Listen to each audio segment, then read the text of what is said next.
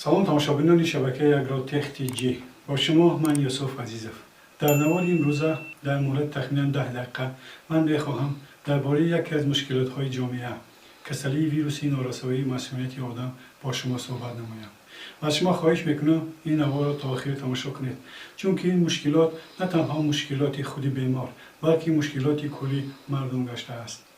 چون که ما در خبرها میفهمیم در فلان ناحیه شهربچه گرفتاری این ویروس بوده است و توی برپا نمی شود، یا اینکه زنی بیمار برای قصاص گرفتن از آدمان سالم 10 نفر را گرفتاری این کسل نموده است. یکو چیز نمیدونم. خود چیز نمیدونم. من در این نوار کوشش می نمایم درباره این خبرها به شما معلومات دهم، ولی یک بار دیگر شما را خاطررسان میکنم که سلامتی هر یک شخص در دست خود اوست. در اول من میخواهم درباره پیدایش این کسل به شما کمی معلومات دهم. بسیاری از عالمان در آن عقیده‌اند که این کسل یعنی ویچ اسپید از میمون به آدم تقریبا سالهای 1926 گذشته است. این در حالت گذشته است که به قول عالمان این کسل در شرق افریقا در بین میمونها خیلی سالها باز بوده است و در وقت شکار میمونها با واسطه خون به شکارچیان گذشته است. این اپیدمی وحشتناک در بین آدمان تقریبا 30 سال پیش اساساً در بین گوموسکسوالیستان بسیاری دولت به قید گرفته شد و همین طور با واسطه اساساً فاحشه ها و نرکمنها در جهان بسیار تیز پهن شد. ویچ اسپید یکی از بیماری های خطرناک عصر 20 عنوان می شود که طبیبان عالمان تا حال برای تبابت پوره آن دارویی را کشف نکردند. اولین مورد گرفتاری به ویچ اسپید در تاجیکستان 27 سال پیش ثبت شد. تاجیکستان در میان چند کشور کم شمار جهان است که این ویروس در آن مدت 10 سال گذشته 25% افزوده است. از زمان پیدا شدن بیماری در کشور تا کنون بیش از 10400 نفر هلاک شدند. تنها در یک سال گذشته 1207 حالت سرایت یابی به این ویروس آشکار شده است. کارشناسان تعداد واقعی گرفتاری ویروس نارسایی مسمومیت آدم را بیشتر از آن حساب میکنند، زیرا نه همه گرفتاران به طبیبان مراجعت مینمایند. دلفروز 23 ساله در حال از گرفتاریش به ویچ در حالت آگاه شد که طفل 6 ماهه‌اش در بدنش مرد و پزشکان خواستند کودک نارسید را از شکم مادر بیرون آورند. آن زمان تشخیص خون او نشان داد که به ویروس نارسایی مسمومیت بدن آلوده شده است. تابستان سال گذشته ازدواج کردم. شوهرم مهاجر کاری در روسیه بود. در اول ندانستم که آلوده این ویروس است.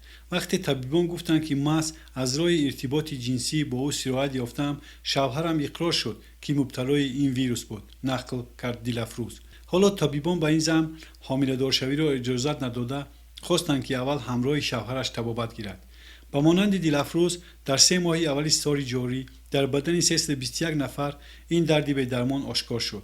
رقمی که در نگاه اول نمی شود به آن باور کرد، اما واقعیت چنین است که هر ماه در یک کشور خرد تاجیکستان دستی کم 100 نفر آلوده این ویروس می شود. مقامات وزارت تندرستی و حفظ اجتماعی احوالی تاجیکستان گفتند در میان آلوده شده ها از 32 نفرشان توسط ارتباط جنسی به این بیماری پیچیدند. 90% آنها از 15 تا 49 سالند. با گروه آسیب پذیر در برابر این ویروس معتادان مواد مخدر، مهاجران کاری و هم آنهای داخل می شوند که ارتباط بی‌بندوبار جنسی دارند. تعدادی هم از راه‌های نامعلوم به این بیماری گرفتار شدند. کارشناسان مرکز مبارزه با بیماری‌های ویروسی نارسایی مسمومیت آدم میگویند این سرایت یابی در مقایسه با همه دوره‌های سال گذشته 10% کمتر است. اگر در روسیه به 100,000 اهالی 700 نفر، اوکراین 670 و قزاقستان 143 نفر سرایت شده راست آید، در تاجیکستان به 115 نفر برابر است. شماره عمومی گرفتاران ویروس نارسایی مسمومیت آدم ویچ اسپید نزدیکی 10,000 تشکیل می‌دهد که از این تعداد 5220 نفرشان با تبابت ضد رتروویروسی فرا گرفته شدند. ضمناً در برنامه ملی مقاومت به اپیدمی ویروس مسمومیت آدم که برای سالهای 2017-2020 قبول شده است، از افزایش گرفتاری کودکان به این ویروس از راه‌های نامعلوم اظهار نگرانی شده است. ارزیابی‌های تخمینی طبی در تاجیکستان نشان دادند که بسیاری از گرفتاران بیماری ویروس نارسایی مسمومیت آدم از بیماری خود خبر ندارند. بیخبری که میتواند تلاش‌های دولت را برای پیشگیری از گسترش ویروس در تاجیکستان کم ثمر کند. мардуми мо рафтан ба марказҳои ташхиси вируси норасоии масмумияти одамро айб медонанд. ба фикри онҳо ин беморӣ асосан ба онҳое сироят мекунад ки ба корҳои нохуб машғул мешаванд. дар тоҷикистон бино ба омори расмӣ то моҳи марти имсол қарибиёи 10 000 гирифтори вируси норасоии масмумияти одам ҳастанд. дар муддати 5 моҳи гузашта фақат 4 созмони ғайридавлатӣ ки барномаҳои мубориза бо густариши бемориҳои ВИЧ-СПИД амалӣ мекунанд, бо ташхиси ройгон 6 гирифтори ВИЧ-ро пайдо карданд ки намедонистанд ки бемор ҳастанд. айни замон ба гуфти коршиносон сабабҳои зиёде ҳастанд ки имкон намедиҳад бемории гирифторӣ ошкор шавад. аввалин ин хусусияти худи беморӣ аст ки аломатҳояш зуд ошкор намешавад. ба қавли ӯ шахс дар вуҷудаш ҳамин сироятро дорад, вале ягон нишонаи онро намефаҳмад. давраи инкубатсионии беморӣ баръакси бемориҳои дигар ки зуд зоҳир мешаванд бисёр тӯлонӣ ҳаст ва ҳатто солҳоро дар бар мегирад ва худи инсон намефаҳмад ки беморие дорад. танҳо дар 3-4 ҳолат аз ҷумла қабл аз ҷарроҳӣ ва муоинаи ҳадмӣ барои издивоҷ аз ташхиси тиббӣ мегузаранд. айни замон ҳолате буд ки бемор будани ҷавонро зимни муоина ошкор карданд ва баъди ин овоза дарвоза шуд ки духтараш ё писараш спид будааст ва тӯйро гардониданд. дар тоҷикистон хушбахтона аз муоинаи тиббӣ гузаштани навхонадорон бо қарори ҳукумати ҷумҳурӣ аз соли 2016 ҳатмӣ мебошад. мақсади гузарондани муоинаи тиббӣ ин дарёфти бемориҳое ки ба насл таъсири манфӣ мерасонад ба ҳисоб меравад. ногуфта намонад ки ин ташхис ройгон мебошад. бояд ҳар як шаҳрванд дарк кунад ки бо кӣ оила барпо мекунад, зеро оила сохтан ин сохтани бозича нест. вақте оила барпо мекунед, онро барои тамоми ҳаёт бунёд месозед.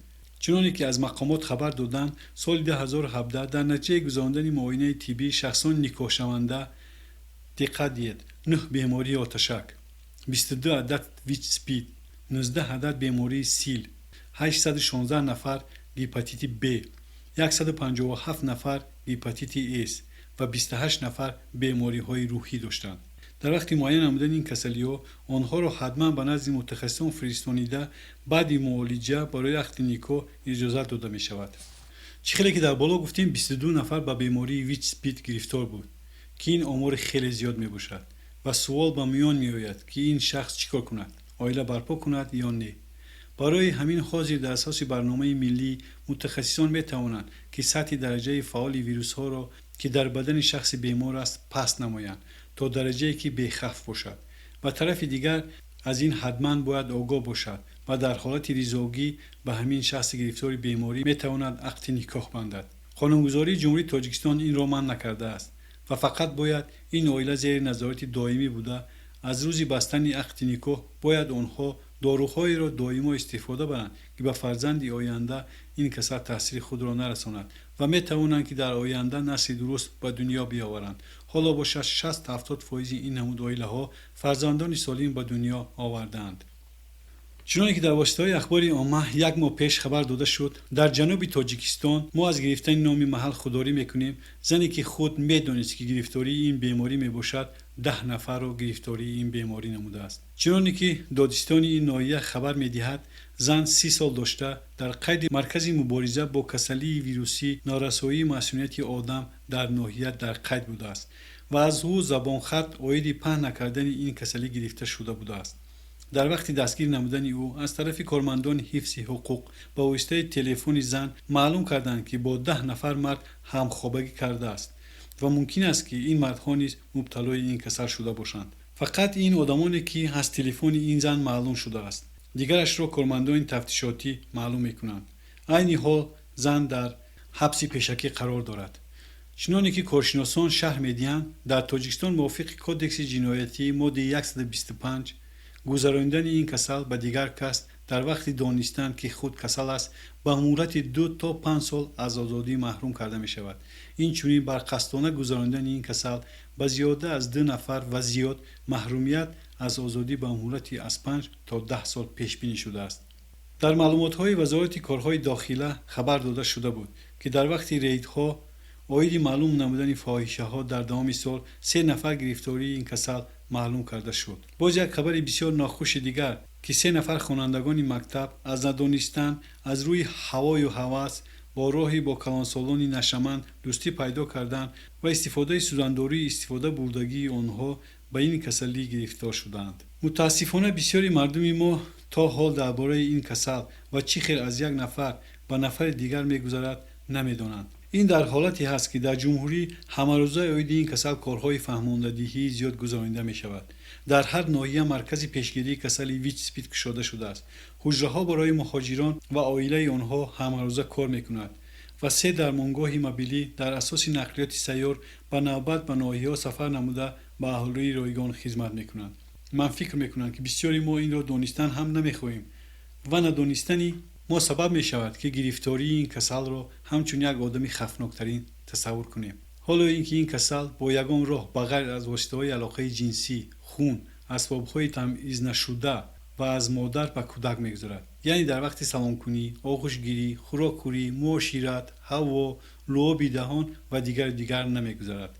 و فکر من وقتی ما آنها را آدمان خفناکترین جمعیت معرفی میکنیم، آنها بسیار وقت میخواهند از آدمان سالم قصاص گیرند که در جهان این حالت بسیار دیده می شود و این چنین آنها چقدر که می توانند این کسل خود را مخفی نگاه می دارند و این هم برای جمعیت خطرناک است. خودی حال عالمان گرچند که دارو برای معالجه پوره آن را کشف نکرده باشند هم داروهای کشف شده است که در وقت دائم استفاده آن می تواند مقدار ویروس ها را در بدن کم نموده آن را برای جمعیت سالم به خطر گرداند.